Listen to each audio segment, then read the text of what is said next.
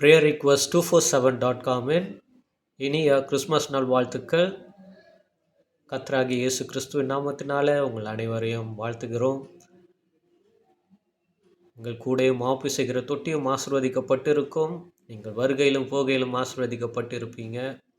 கவலைப்படாதீங்க. இந்த வருஷத்தில் நீங்கள் எவ்வளோ துன்பங்களை அனுபவிச்சிங்களோ, இந்த வருஷத்தின் முடிவில் ஆண்டவர் அத்தனை துன்பத்தையும் உங்களுக்கு இன்பமாய் மாற்றி போட்டார். அது மட்டும் இல்லாமல் வர ஆண்டில் கர்த்தர் உங்களை மேன்மேலும் உயர்த்தி உங்களை மேன்மைப்படுத்தி வைப்பார்.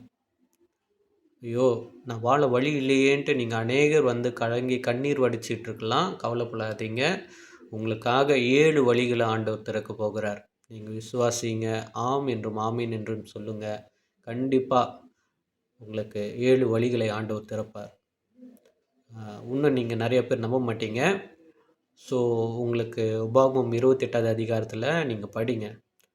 அதில் வந்து ஒரு வழியாக வரும் உன் சத்துருக்கள் 7 வழியாக ஓடி போவாங்கன்னு சொல்லப்பட்டிருக்குது. அநேகர் நீங்கள் நம்ப மாட்டீங்க. என்னுடைய வாழ்க்கையில் நான் இதை அனுபவிச்சிருக்கேன், உணர்ந்திருக்கேன்.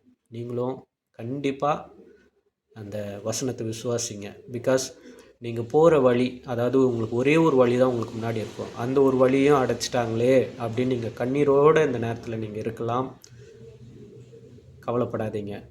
உங்களுக்கு எதிராக வரவங்க உங்களுக்காக 7 வழிகளை உண்டாக்கி போக போகிறாங்க. நீங்களே ஆச்சரியப்பட போகிறீங்க. ஆண்டவர் உங்களை அபரிவிதமாய் ஆசீர்வதிக்க போகிறார்.